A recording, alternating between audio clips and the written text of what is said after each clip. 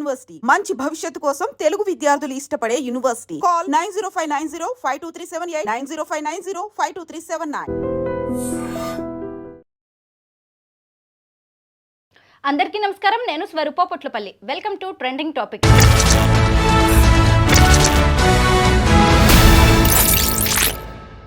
రాజకీయాల్లో శాశ్వత శత్రువులు, శాశ్వత మిత్రులు ఉండరంటారు. ఒకప్పుడు ఏఐసిసి అధినేత్రి సోనియా గాంధీ మీద పోటీకి సిద్ధమైన విజయశాంతిని ఇప్పుడు కాంగ్రెస్ ఎమ్మెల్సీగా ప్రకటించారు. ఇంతవరకు సైలెంట్గా ఉన్న రాములమ్మ సడన్గా సీన్లోకి ఎలా వచ్చారు? ఇంకొక వైపు చూసినప్పుడు అసెంబ్లీ సమావేశాల తొలి రోజు గవర్నర్ ప్రసంగం మీద ఇటు బీఆర్ఎస్ వర్కింగ్ ప్రెసిడెంట్ మాజీ మంత్రి కేటీఆర్ తీవ్ర విమర్శలు చేశారు. ప్రస్తుతం నాతో పాటు TPCC spokes person Charan Kaushik Yadav ఉన్నారు. ఆయనతో మాట్లాడదాం. హలో చరణ్ గారు. నమస్తే అండి. మీలాంటి వాళ్ళు కూడా ఎమ్మెల్సీ సీటు మీద ఆశలు పెట్టుకున్నారు. లాస్ట్ డే వరకు కూడా ఎవరికి సీట్ వస్తుందో తెలియని పరిస్థితి. అలాంటిది సడన్గా విజయశాంతి పేరు ప్రకటించడం వెనక ప్రత్యేక కారణాలు ఏమైనా ఉన్నాయా? అంటే విజయశాంతి గారు ఎలక్షన్ల ముందు కాంగ్రెస్ పార్టీలోకి రావడం జరిగింది. అంతకుముందు 2014లో టీఆర్ఎస్ పార్టీలో ఎంపీగా ఉన్నప్పుడే కాంగ్రెస్ పార్టీలో జాయిన్ అయ్యి మెదక్ ఎమ్మెల్యేగా పోటీ చేశారు. తర్వాత 2018లో టికెట్ ఇచ్చినప్పుడు కూడా టికెట్ ఇవ్వనప్పుడు కూడా కాంగ్రెస్ పార్టీలో ఉండి అప్పుడు క్యాంపెయిన్ బాధ్యతలు చూసినట్టు నాయకురాలు విజయశాంతి గారు. తర్వాత ప్రత్యేకంగా కొన్ని కారణాల దృష్ట్యా భారతీయ జనతా పార్టీలో పోయి తర్వాత మళ్ళీ కాంగ్రెస్ పార్టీకి వచ్చారు. టికెట్ ఇవ్వకుండా కూడా కాంగ్రెస్ పార్టీ కోసం పనిచేసింది. అదే కాకుండా వారికి 4-5 రాష్ట్రాల్లో బాగా తెలిసినటువంటి గతంలో హీరోయిన్గా ఉన్నప్పుడు కావచ్చు, అదేవిధంగా ఎంపీగా పనిచేసినప్పుడు కావచ్చు, తెలంగాణ ఉద్యమంలో కావచ్చు కొత్త ప్రత్యేకమైనటువంటి పాపులారిటీ ఉంది కాబట్టి అధిష్టానం గుర్తించి వారికి ఎమ్మెల్సీ టికెట్ ఇవ్వడం జరిగింది. అదే కాకుండా చాలామంది పోటీ పడ్డప్పుడు కూడా ఈసారి ప్రత్యేకంగా ఏంటంటే తెలంగాణ రాష్ట్రంలో ఒక బీసీ, ఎస్సీ, ఎస్టీలకు, ఆంధ్ర రాష్ట్రంలో కూడా అదే జరిగింది. ఎందుకంటే తెలంగాణ రాష్ట్రంలో కాంగ్రెస్ ప్రభుత్వం కులగణన చేసింది కాబట్టి ఆ ఇంపాక్టు తెలుగు రాష్ట్రాల్లో ప్రధానంగా కనపడతా ఉంది. ఆంధ్ర రాష్ట్రంలో 2 కాపులకు ఇచ్చి మిగతా వాళ్ళు కూడా బీసీలు, ఎస్సీలు మాత్రమే. ఇక్కడ 4 ఎమ్మెల్సీలు వస్తే 3 బీసీలు, 1-2 ఎస్సీ, ఎస్టీలు. కాబట్టి తెలంగాణ రాష్ట్రంలో కాంగ్రెస్ ప్రభుత్వం కులగణన చేసింది కాబట్టి ఆ వర్గాలకు ప్రాతినిధ్యం ఇవ్వాలని చెప్పి ప్రభుత్వం భావించింది. ఆ దిశగానే తెలంగాణ రాష్ట్రంలో మార్పు మొదలైనగా కనపడతాం. విజయశాంతి పేరు ప్రకటించడం వెనక మరో కారణం కూడా ఉన్నట్టుగా తెలుస్తోంది. ఇప్పటికే రాష్ట్ర మంత్రివర్గంలో సీతక్క ఉన్నారు, కొండా సురేఖ 2 మహిళా మంత్రులు ఉన్నారు. అలాగే ఆమెను ఎమ్మెల్సీగా చేసి విజయశాంతిని హోంమంత్రిని చేయాలనే ఆలోచనలో కూడా అధిష్టానం ఉన్నట్టుగా కొన్ని వార్తలు అయితే వినిపిస్తున్నాయి. దీని మీద మీరేమంటారు? అంటే కాంగ్రెస్ పార్టీలో ఎవరు ఏమైనా కావచ్చు. అదే కాకుండా క్యాబినెట్ విస్తరణ కూడా ఉన్నది కాబట్టి బీసీలకు సముచితమైన గౌరవం, న్యాయం కూడా కాంగ్రెస్ పార్టీ చేస్తూ ఉంది. మహిళలకు కూడా సముచితమైన గౌరవం, న్యాయం ఇచ్చే ప్రయత్నంలో భాగంగా కాంగ్రెస్ పార్టీ ముందుకు పోతూ ఉంది. ఇప్పటివరకు ఒక మహిళను కూడా కౌన్సిల్కి, అంటే కాంగ్రెస్ ప్రభుత్వం ఏర్పడిన తర్వాత మొన్న అంతా వచ్చినటువంటి 4 ఎమ్మెల్సీలలో కాంగ్రెస్ పార్టీ మహిళలకు అవకాశం ఇవ్వలేదు. ఈసారి ప్రత్యేకంగా మహిళలకు అవకాశం ఇచ్చారు. అదే కాకుండా రేపు క్యాబినెట్ విస్తరణలో కూడా ఇప్పటికీ ఆల్రెడీ 2 మహిళలు ఉన్నారు. గతంలో కేసీఆర్ గారు మంత్రివర్గంలో ఫస్ట్ సారికి మహిళనే లేకుండే, రెండోసారి 2 మహిళలు తీసుకున్నారు కానీ ఫస్ట్ సారి మహిళ లేకుండే. కాంగ్రెస్ పార్టీలో ఆల్రెడీ పనిచేస్తున్నటువంటి 2 మహిళలను ఆల్రెడీ రాష్ట్ర మంత్రులు చేశారు. కాబట్టి ఖచ్చితంగా అన్ని వర్గాలను కాపాడుకునే ప్రయత్నంలో భాగంగా బీసీలను, ఎస్సీ, ఎస్టీలను, మహిళలను సోషల్ జస్టిస్ ఉండే విధంగా క్యాబినెట్ విస్తరణ కూడా గతంలో జరిగింది. రేపు జరగబోయే క్యాబినెట్ విస్తరణ కూడా అందరికీ అవకాశం ఇవ్వబోతా ఉన్నారు. కాబట్టి కాంగ్రెస్ పార్టీలో ఏదైనా సాధ్యమే. గవర్నర్ ప్రసంగాన్ని మీరు కూడా ఫాలో అయ్యి ఉంటారు అసెంబ్లీ సమావేశాల్లో. అయితే ఆ తర్వాత కేటీఆర్ ప్రెస్ మీట్ పెట్టి గవర్నర్ ప్రసంగం మీద అలాగే కాంగ్రెస్కి సంబంధించి ఆయన అనేక విమర్శలు చేశారు. ఆ తర్వాత అసలు గవర్నర్ ప్రసంగం మీద బీఆర్ఎస్ నిరసన తెలుపుతుంటే మీరంతా ఏం చేస్తున్నారు అని ప్రభుత్వ విప్లను, ఎమ్మెల్యేలను రేవంత్ రెడ్డి కొంచెం సీరియస్గా మాట్లాడినట్టు కూడా తెలుస్తోంది.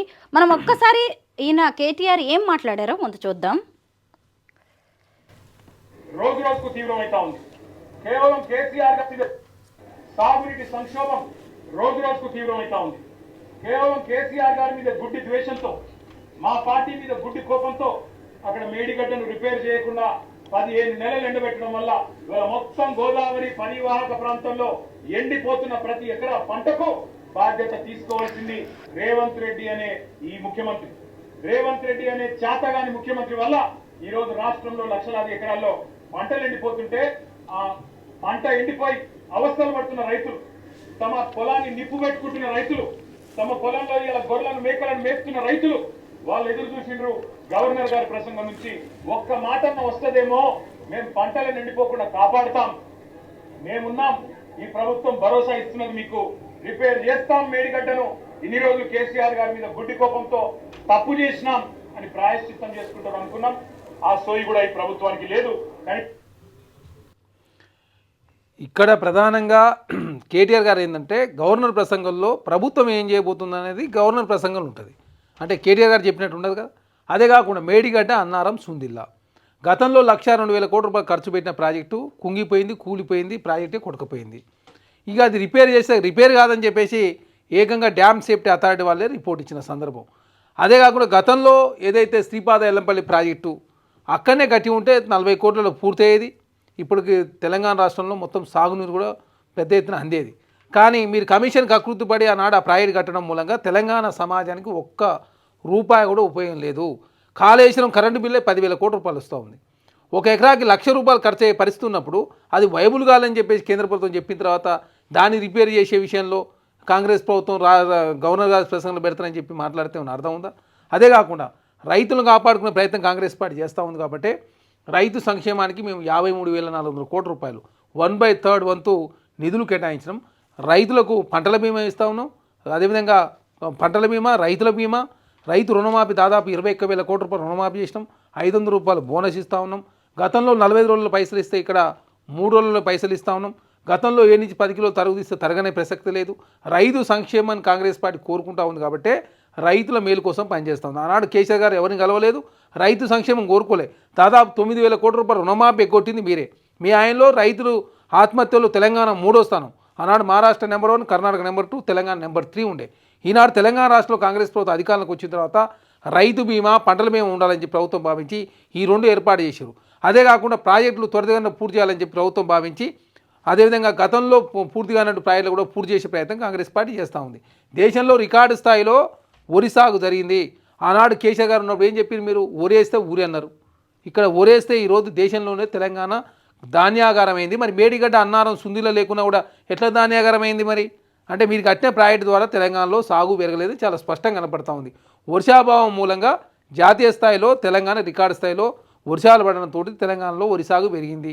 అదే కాకుండా ఎకనామిక్ సర్వే చాలా స్పష్టంగా చెప్పింది, దేశంలో మిగతా రంగాలన్నీ కూడా కుదేలైనప్పుడు కూడా రైతుల యొక్క ఆదాయం మాత్రం గణనీయంగా 1.5% గ్రోత్ రేటు 3% పెరిగింది.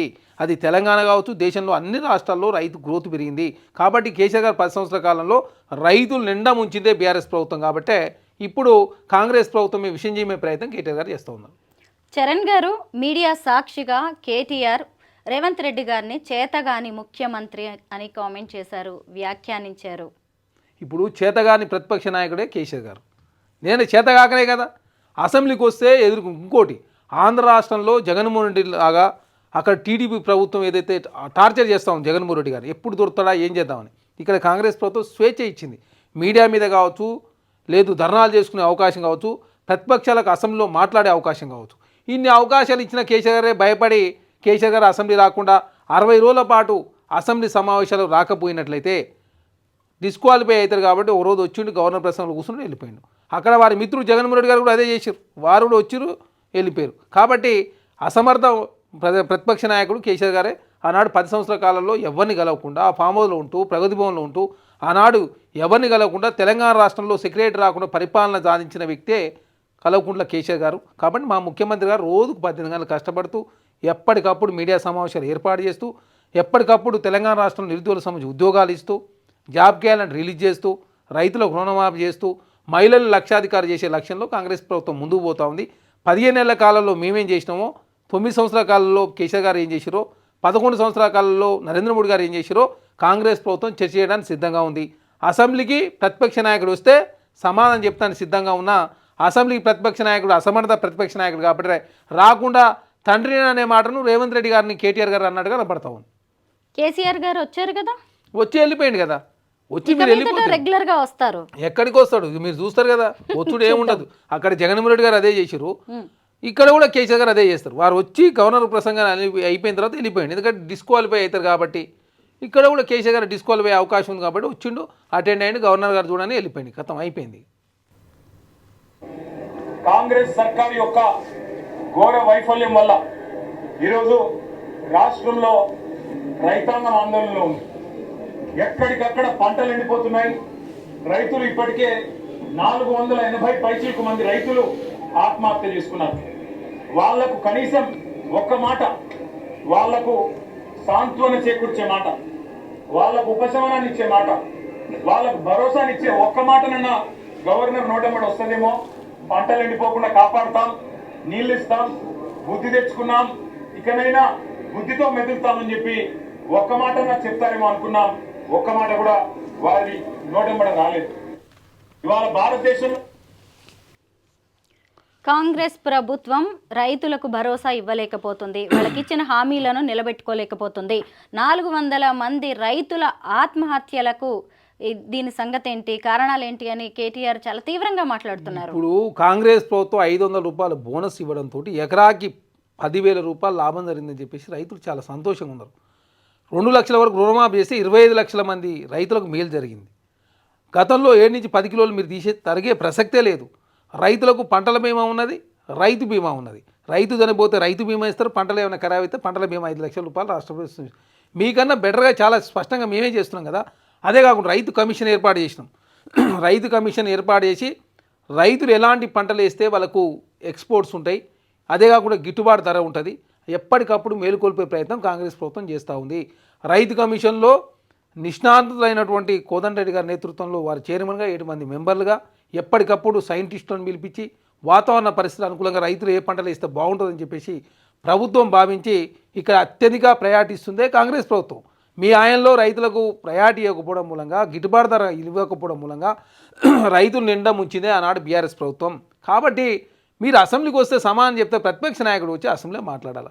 కేటీఆర్ గారు అంటుండమన్నా మేమే రావద్దని చెప్తున్నాం కేసీఆర్ గారిని. మీ ఎవరు టార్చర్ చేసిర్రు?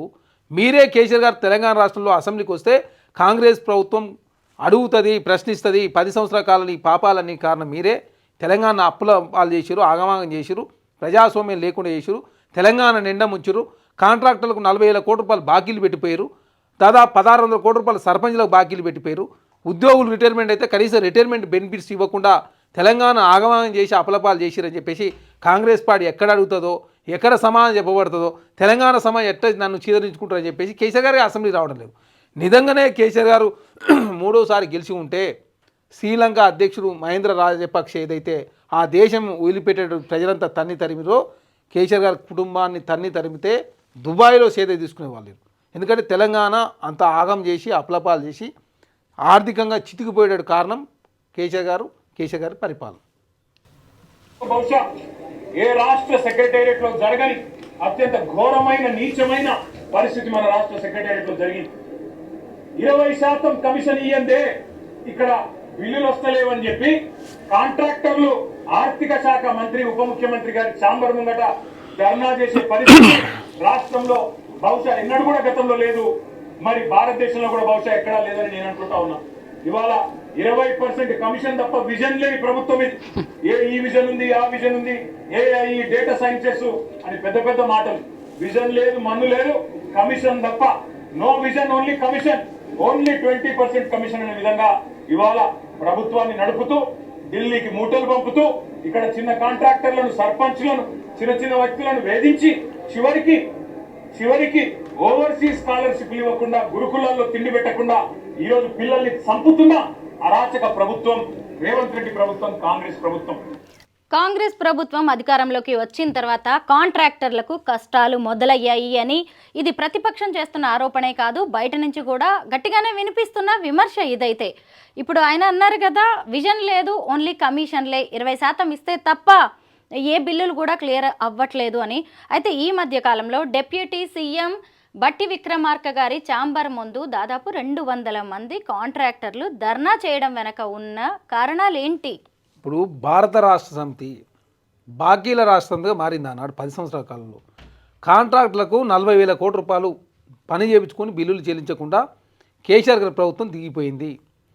సర్పంచ్లకు 1,600 కోట్ల రూపాయలు, విద్యార్థుల రియంబర్స్మెంట్ కోసం 5,500 కోట్ల రూపాయలు ఇవ్వకుండా పోయింది. మహిళా సంఘాల రుణమాఫీ చేస్తే 4,500 కోట్ల రూపాయలు పెండింగ్ పెట్టిపోయారు. ఆరోగ్యశ్రీకి 600 కోట్ల రూపాయలు, అదే కాకుండా డబుల్ బెడ్రూమ్ ఇళ్లకు సంబంధించి కాంట్రాక్టులు పెండింగ్ పెట్టిపోయారు. యాదవ్ల నుంచి 1,100 కోట్ల రూపాయలు తీసుకుని వాళ్ళకి సెకండ్ పెడితే గొర్రె లేకుండా వారిని మోసం చేశారు. ఇట్లా చెప్పుకుంటూ పోతే సబ్బండ వర్గాలను మోసం చేసి సబ్బండ వర్గాలను అన్ని రకాలుగా ఆర్థికంగా చితికిపోయే కారణం కల్వకుంట్ల కుటుంబమే.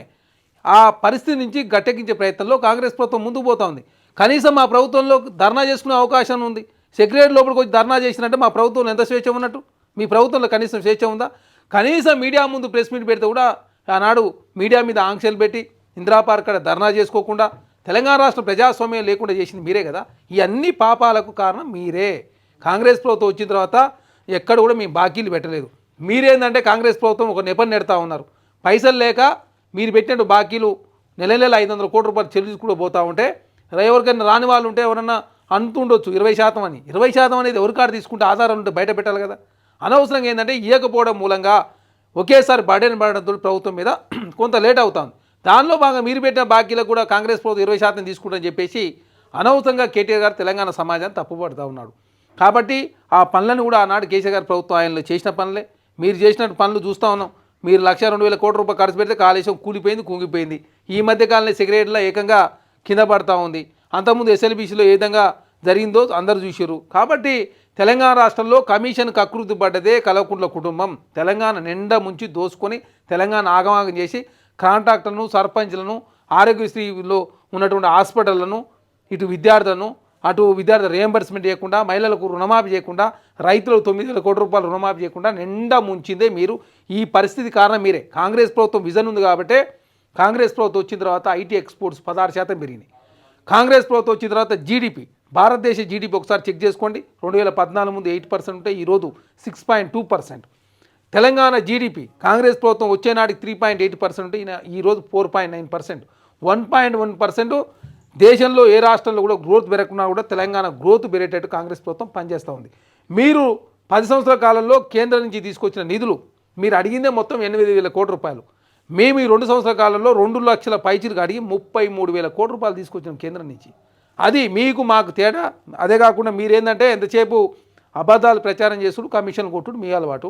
వాస్తవాలు ప్రచారం చేసుడు, ప్రజలకు స్వేచ్ఛ ఇచ్చినాం కాబట్టి ఇందిరా పార్క్ కాడ ధర్నా చౌక్ ప్రారంభించినాం. సెక్రటరీ లోపల ధర్నా చేసినట్టే మా ప్రభుత్వంలో స్వేచ్ఛ ఉన్నట్టుగా మేము గర్వంగా ఫీల్ అవుతా ఉన్నాం. ఆ తప్పుల కారణం మీరే.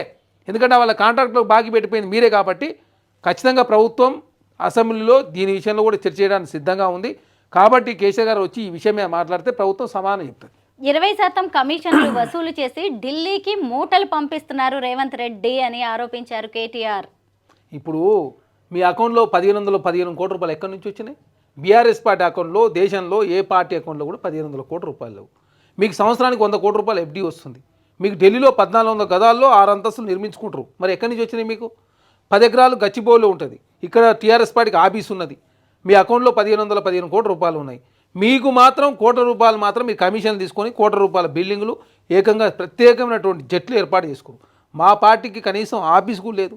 మేము ఇప్పుడు ఏదైతే నాంపల్లి ఉందో అది గాంధీ ట్రస్ట్ ద్వారా రెంట్కు తీసుకున్నటువంటి ఆఫీస్ అది. అదే కాకుండా మా కేంద్ర కార్యాలయం కాంగ్రెస్ పార్టీ ఏఐసీసీ అకౌంట్లో 800 కోట్ల రూపాయలు మాత్రం ఉన్నాయి. మా పార్టీకి 140 సంవత్సరాల చరిత్ర ఉన్న పార్టీ అకౌంట్లో 800 కోట్లు ఉంటాయి. జాతీయ స్థాయిలో మా కాంగ్రెస్ పార్టీ అన్ని రాష్ట్రాల్లో ముఖ్యమంత్రి చేశారు, ప్రధానమంత్రి కూడా చాలామంది చేసిన పార్టీ. మరి మీ అకౌంట్లో మాత్రం 15 కోట్ల రూపాయలు ఎక్కడి నుంచి వచ్చినాయి? బాధపడుతున్నట్టున్నారు. ఓ ప్రాంతీయ పార్టీకి 1,500 కోట్లు ఉండడం, కమిషన్ జాతీయ పార్టీకి 800 కోట్లే అని. మరి అదే కదా కమిషన్లు తీసుకుంది. వాళ్ళు కమిషన్లతో తీసుకున్నారన్నప్పుడు మరి మీ పార్టీ మేము కమిషన్ తీసుకోలే కదా, చందాలు తీసుకున్నది మాది. వాళ్ళు కమిషన్ తీసుకుంటే చందాలు, వాళ్ళు తీసుకుంటే అదే కదా కమిషన్లే కదా. నీకు అతి తక్కువ కాలం మీ పార్టీ పెట్టింది 2 సార్లు 10 సంవత్సరాల కాలంలో తెలంగాణలో అధికారంలో ఉండి మీ ఢిల్లీలో ఆఫీసులు ఇవన్నీ కోట్ల రూపాయలు వచ్చినాయి. మేము స్వతంత్ర భారతదేశం స్వతంత్రం తెచ్చేదానిలో కావచ్చు, తెలంగాణ ఇచ్చేదానిలో కావచ్చు, దేశంలో చాలా సంవత్సరాల కాలం పాటు అధికారంలో ఉన్న పార్టీ అకౌంట్లో 800 కోట్ల రూపాయలు ఉన్నాయంటే కమిషన్లు మీరు తీసుకున్నారా మేము తీసుకున్నామా ప్రజలకు వివరిస్తూ ఉన్నాం. కాబట్టి అర్థమవుతుంది కమిషన్లకు అకృతి పడి తెలంగాణ ఆగమాగం చేసి, తెలంగాణ లూటీ చేసి, తెలంగాణ అప్లపాలు చేసి, తెలంగాణ 12వ రోజు నుంచి ఆర్బీఐ మీద ఆధారపడి ఓడీలు తీసుకొచ్చి రాష్ట్రాన్ని నడుపుతున్నాం. రోజుకు 193 కోట్ల రూపాయలు అప్పు కొట్టి చెల్లిస్తుంది. గంటకు 9 కోట్లు, నెల తిరితలకు 6,000 కోట్లు. ఇప్పటి వరకు దాదాపు 80,000 కోట్ల రూపాయలు రాష్ట్ర ప్రభుత్వం అప్పుల కొట్టి చెల్లించిందంటే తెలంగాణను మీరు డెవలప్మెంట్ చేసిరా, ఆగమాగం చేసిరా, కమిషన్లకు అకృతిపడి ఏ విధంగా లూటీ చేసిరో తెలంగాణ సమాజానికి అర్థమైంది. Data science only commission, only 20% commission. కాంట్రాక్టర్లను, సర్పంచ్లను, చిన్న వ్యక్తులను వేధించి చివరికి ఓవర్సీస్ స్కాలర్షిప్లు ఇవ్వకుండా, గురుకులాల్లో తిండి పెట్టకుండా ఈరోజు పిల్లల్ని చంపుతున్నా అరాచక ప్రభుత్వం రేవంత్ రెడ్డి ప్రభుత్వం దాని గురించి ఒక్క మాట లేదు. చనిపోయిన 83 మంది పిల్లలకు కనీసం ఒక మాట సానుభూతి చెప్పి సంతాపం. కాంగ్రెస్ తల్లిని తీసుకొచ్చి రుద్ది, కాంగ్రెస్ తల్లిని సెక్రటేరియట్ లో పెట్టి, రాహుల్ గాంధీ తండ్రిని సెక్రటేరియట్ ముందు పెట్టి అదేదో గొప్ప పని చేసినట్టు, తెలంగాణకు వాళ్ళేదో ఉద్ధరించినట్టు సిగ్గు లేకుండా మాట్లాడుతున్న ఈ ప్రభుత్వానికి నేను చెప్పేది ఒకటే, కాంగ్రెస్ తల్లిని రాహుల్ గాంధీ తండ్రిని మంచిగా భద్రంగా ప్యాక్ చేసి గాంధీ భవన్ పంపిస్తాం 3 ఏళ్ల తర్వాత. తప్పకుండా ఎక్కడ పెట్టుకోవాలో అక్కడ పెట్టుకోండి అని చెప్పి కూడా తెలియజేస్తూ గవర్నర్ గారి ప్రసంగం ఈ రోజు ఇప్పుడు సంక్షోభం రోజు రోజుకు తీవ్రమవుతుంది. ఇప్పుడు కేసీఆర్ గారైనా కేటీఆర్ గారైనా మీరు తెలంగాణ తల్లి విగ్రహం ఎందుకు పెట్టలే? మీరు పెడితే మీరు పెట్టిన విగ్రహాన్ని మేము తీసేస్తే అనాలి. తెలంగాణకు తల్లి లేకుండా చేశారు, తెలంగాణకు ఒక గీతం లేకుండా చేశారు, తెలంగాణకు అస్తిత్వం లేకుండా చేశారు. ఆనాడు టీజీ కోసం పోరాటాలు జరిగితే మీరు టీఎస్ ఎందుకు తీసుకొచ్చారు? టీఆర్ఎస్ లాగా ఉండాలా, లేకపోతే తెలంగాణ శోభలాగా కేసీఆర్ గారి భార్య పేరు వచ్చే విధంగా, లేకపోతే తెలంగాణ రాష్ట్ర సమితి వచ్చే విధంగా మీరు టీఎస్ పెట్టారు. తెలంగాణ అస్తిత్వం ఉండాలని చెప్పి పోరాటాలు చేశారు కాబట్టి టీఎస్ ప్లేస్లో టీజీ తెచ్చినాం. తెలంగాణకు ఒక గీతం లేదు కాబట్టి అందశ్రీ గారి గీతం తెలంగాణ గీతంగా ప్రకటించుకున్నాం. అదే కాకుండా తెలంగాణకు తల్లి విగ్రహం ఉండాలి కాబట్టి తెలంగాణ ఒక సాధారణ గృహిణి ఏ విధంగా ఉంటుందో, ఒక సాకల ఐలమ్మ కావచ్చు, తెలంగాణలో ఒక ఆడపడుచు ఏ విధంగా ఉంటుందో, తల్లి చెల్లిల ఉండే రూపం వచ్చే విధంగా ఉద్యమకారులతోటి కవులు కళాకారులతో మాట్లాడిన తర్వాత డైనింగ్ టేబుల్ మీద తీసుకున్న నిర్ణయం కాదు. గతంలో కేసీఆర్ ఏదైనా టీజీ ప్లేస్లో టీఎస్ ఎందుకు వచ్చిందంటే డైనింగ్ టేబుల్ కూర్చొని ఇదే టీఎస్ డైనింగ్ టేబుల్ కూర్చొని తెలంగాణ రాష్ట్రంలో టికెట్ అనౌన్స్ చేశారు, డైనింగ్ టేబుల్ కూర్చొని పరిపాలన సాగించారు. మీలాగా మేము అట్లా చేయడం లేదు కదా. అందశ్రీ గారి గీతాన్ని తెలంగాణ గీతంగా ప్రకటించినాం, గద్దర్ గారి పేరు మీద నంది అవార్డులు ఇస్తూ ఉన్నాం. అదే కాకుండా తెలంగాణ ఉద్యమంలో భాగస్వామైనటువంటి చాలామందిని గుర్తించి వాళ్ళందరూ కూడా 4th సీట్లో ల్యాండు వాళ్ళ ప్రశంసా పత్రం ఇచ్చి వాళ్ళని గౌరవించుకున్నాం, అమరుల కుటుంబాలను గౌరవించుకున్నాం. తెలంగాణ అస్తిత్వం ఉనికిపడే విధంగా తెలంగాణ రాష్ట్రంలో పరిపాలన సాగించాలని చెప్పి కాంగ్రెస్ ప్రభుత్వం భావిస్తూ ఉంది. నీళ్లు నిధులు నియామకాలు అస్తిత్వం ప్రజాస్వామ్యం ఉండాలని కాంగ్రెస్ పార్టీ భావించింది కాబట్టి ప్రజాస్వామ్యం అంటే ఇందిరా పార్క్ దగ్గర ధర్నా చేసుకునే అవకాశం, తెలంగాణ రాష్ట్రం ఎక్కడ కూడా మీడియా మీద ఆంక్షలు, అసెంబ్లీ 17 గంటల పాటు రికార్డు స్థాయిలో అసెంబ్లీ జరిగింది. 10 సంవత్సరాల కాలంలో ఏనాడు కేసీఆర్ గారు అసెంబ్లీ సమావేశం నిర్వహించలేదు. ప్రతిపక్షాలకు అవకాశం ఇవ్వలే. కాంగ్రెస్ పార్టీ ప్రతిపక్షాలకు అవకాశం ఇస్తున్నా కూడా ప్రతిపక్ష నాయకుడు అసెంబ్లీ రావట్లేదు. అదే కాకుండా అస్తిత్వం అంటే తెలంగాణ ఏ లక్ష్యాల కోసం అయితే మనం ఏర్పాటు చేసుకుని అస్తిత్వం ఉండాలని ప్రభుత్వం భావించింది. నీళ్లు నిధుల విషయంలో కావచ్చు, ఖర్చులు తక్కువ చేసుకుని ఆదాయ మార్గాలు పెంచుకొని తెలంగాణను అగ్రగామిగా ఉంచే ప్రయత్నంలో కాంగ్రెస్ ప్రభుత్వం పోతా ఉంది. నియామకాల విషయంలో ఇప్పటివరకు 50,000 ఉద్యోగాలు ఇచ్చినాం, టెట్ నిర్వహించినాం, గ్రూప్ 1, గ్రూప్ 2, గ్రూప్ 3, అదేవిధంగా డిఎస్సి నిర్వహించినాం. అదేవిధంగా 32,000 మంది టీచర్లకు ట్రాన్స్ఫర్లు చేసినాం, 23,000 మంది టీచర్లకు ప్రమోషన్లు ఇచ్చినాం, 11,000 మంది టీచర్లు ఉద్యోగాలు ఇచ్చినాం. ఈరోజు కూడా ఉద్యోగాలు ఇచ్చినటువంటి చరిత్ర కాంగ్రెస్ పార్టీది. ఆనాడు 13 పేపర్లు లీక్ చేశారు, మీరు ఇచ్చిన ఉద్యోగాలు 30,000 మాత్రమే 10 సంవత్సరాల కాలంలో. మేము వచ్చిన 15 నెలల కాలంలో 50,000 ఉద్యోగాలు ఇచ్చినాం. జాబ్ క్యాలను కూడా నిరుద్యోగులకు ప్రకటించినాం. అదే కాకుండా నిరుద్యోగులంతా కూడా టెట్టును వాయిదా ఉంటే టెట్టును వాయిదా ఇచ్చినాం, మరోసారి నిర్వహించినాం. గ్రూప్ 1 వాయిదా ఉంటే వాయిదా చేసినాం. తర్వాత అనుమానాలు ఉంటే కూడా నివృత్తి చేసే ప్రయత్నంలో భాగంగా ప్రభుత్వమే డిప్యూటీ సీఎం గారు నిరుద్యోగులతో చర్చలు చేసిన చరిత్ర మాది. ఏనాడు నిరుద్యోగులను పట్టించుకున్న పాపాన పోలేదు. పేపర్ లీక్ అయితే ఒక్కనాడు కేటీఆర్ గారు మాట్లాడలేదు. కాబట్టి వారి ప్రభుత్వానికి మా ప్రభుత్వానికి ఎంత వ్యత్యాసం ఉందో తెలంగాణ సమాజానికి అర్థమవుతుంది. కాబట్టి మొన్న జరిగినటువంటి గ్రాడ్యుయేట్ కావచ్చు, టీచర్ సెలక్షన్లో బీఆర్ఎస్ పార్టీ పోటీ చేయలేదు. అంటే ఆ పరిస్థితి కనీసం పోటీ చేసే పరిస్థితి కూడా బీఆర్ఎస్ పార్టీ లేదు. బీజేపీకి 2 సీట్లు వచ్చాయి ఎమ్మెల్సీ, దాని గురించి కూడా అదే మాట్లాడుతున్నాం కదా. బీఆర్ఎస్ పార్టీ పోటీ చేయలేదు కాబట్టి బీజేపీకి 2 సీట్లు వచ్చినాయి. మరి బీఆర్ఎస్ పార్టీ పోటీ చేసిన కాంగ్రెస్ పార్టీ సునాయాసం గెలిచేది. మీరు ఎంపీ ఎలక్షన్లో ఈ గతంలో ఏనాడన్న పరిస్థితి ఉందా? 2004లో బీఆర్ఎస్ పార్టీకి 5 ఎంపీలు, 2009లో 2 ఎంపీలు, 2014లో ఏకంగా 11 మంది గెలిచారు, 2019లో 9 మంది. ఇవాళ గుండు 0. 7 స్థానాల్లో 3rd ప్లేసు, 2 స్థానాల్లో 2nd వచ్చింది, 3 స్థానాల్లో డిపార్ట్ పోయిన పరిస్థితి. కాబట్టి బీఆర్ఎస్ పార్టీ మరి గ్రాడ్యుయేట్ ఎలక్షన్లో అక్కడ రాకేష్ రెడ్డి గారిని భారతీయ జనతా పార్టీ తీసుకొచ్చి మీరు వరంగల్, ఖమ్మం, నల్గొండ పోటీ చేశారు కదా, 60 కోట్ల రూపాయలు ఖర్చు పెట్టరు. ఇక్కడ సిద్దిపేట ఉంది, గజ్వేల్ ఉంది, సిరిసిల్ల ఉంది, నిజామాబాద్లో గతంలో కల్వకుంట్ల కవిత గారు ప్రాతినిధ్యం వహించారు. నార్త్ తెలంగాణలో బీఆర్ఎస్ పార్టీ బలంగా ఉంటుందని చెప్పారు. మరి ఎందుకు మీరు గ్రాడ్యుయేట్ ఎలక్షన్లో పోటీ చేయలేదు? ఎందుకు టీచర్స్ ఎలక్షన్లో పోటీ చేయాలంటే బీఆర్ఎస్ పార్టీ పోటీ చేస్తే కాంగ్రెస్ పార్టీ గెలుస్తుంది. కాంగ్రెస్ పార్టీ గెలవద్దు, భారతీయ జనతా పార్టీ గెలవాలని బీఆర్ఎస్ పార్టీ భావించింది. కాబట్టి అక్కడ పోటీ చేయకుండా భారతీయ జనతా పార్టీ గెలిచే ప్రయత్నం వారు చేశారు. కాబట్టి తెలంగాణలో బీఆర్ఎస్ పార్టీ పని అయిపోయింది. కాబట్టి కాంగ్రెస్ పార్టీ కొంత స్టార్టింగ్లో కొన్ని ప్రజల ఎక్స్పెక్టేషన్స్ ఎక్కువ ఉండొచ్చు, ఆర్థిక పరిస్థితి బాగాలేదు కాబట్టి జాతీయ స్థాయిలో ఇన్ఫ్లేషన్ రేట్ పెరుగుతూ ఉంది. నరేంద్ర మోడీ ప్రభుత్వం వచ్చిన తర్వాతనే 2% జీడీపీ తగ్గిన పరిస్థితి. కాబట్టి ఇవన్నీ సరిదిద్దుకునే ప్రయత్నం కాంగ్రెస్ పార్టీ చేస్తూ ఉంది. ఖచ్చితంగా ఇంకా 1.5 ఇయర్ తర్వాత రాష్ట్ర ఆర్థిక పరిస్థితి కూడా అనుకూలిస్తుంది. ఖచ్చితంగా ఇచ్చిన ప్రతి హామీ నెరవేర్చే ప్రయత్నంలో కాంగ్రెస్ ప్రభుత్వం ముందుకు పోతా ఉంది. ఇప్పటివరకు 170 గ్యారెంటీలు అమలు చేసినాం. ఈరోజు కూడా నిరుద్యోగులకు సంబంధించి 5,000 కోట్ల రూపాయలతో కొత్త పథకాన్ని అమలు చేసినాం. స్కిల్ యూనివర్సిటీ, స్పోర్ట్స్ యూనివర్సిటీ, అదేవిధంగా యంగ్ ఇండియా స్కూల్స్ 100 కోట్ల రూపాయలతోటి 50 కాన్స్టిట్యూన్సీలో యంగ్ ఇండియా స్కూల్స్ పెట్టినాం. ఇంటిగ్రేటెడ్ క్యాంపస్లు వస్తూ ఉన్నాయి. ఎడ్యుకేషన్ కమిషన్ ఏర్పాటు చేసినాం. రైతు కమిషను, 666, మెట్రో విస్తరణ, అదేవిధంగా రైపోర్టు, తర్వాత మూసి పునర్జీవించే కార్యక్రమం, హైదరాబాద్ ద్వారా చెరువులు రక్షించే కార్యక్రమం. ఇట్లా చెప్పుకుంటూ పోతే కాంగ్రెస్ ప్రభుత్వం కాస్మోటిక్ ఛార్జీలు ఎట్లా పెంచినో తెలుసు. స్కాలర్షిప్ 40% పెంచినాం. కాస్మోటిక్ ఛార్జీలు 200% పెంచినాం. అదే కాకుండా గురుకులాలకు సంబంధించి నాణ్యత ప్రమాణాలు పెంపొందించే ప్రయత్నంలో భాగంగా కలెక్టర్ల ఆధ్వర్యంలో, అధికారుల ఆధ్వర్యంలో కమిటీలు ఏర్పాటు చేసి వాటి ప్రమాణాలను పెంచే ప్రయత్నం కాంగ్రెస్ పార్టీ చేస్తూ ఉంది. కాబట్టి ప్రతి దాని మీద మేము చర్చ చేయడానికి సిద్ధంగా. వాళ్ళకు సబ్జెక్ట్ లేదు.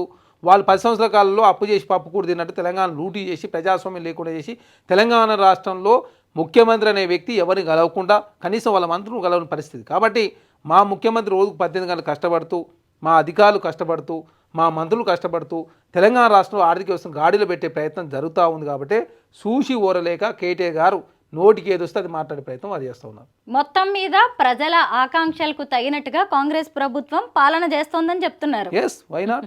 మేము డిస్కషన్ చేస్తాను సిద్ధంగా ఉన్నాం కదా. మేము వచ్చిన తర్వాత అప్పులు ఎన్ని తీర్పినాము? అప్పులు తెచ్చుండొచ్చు కాక ఎందుకు తెచ్చినాం?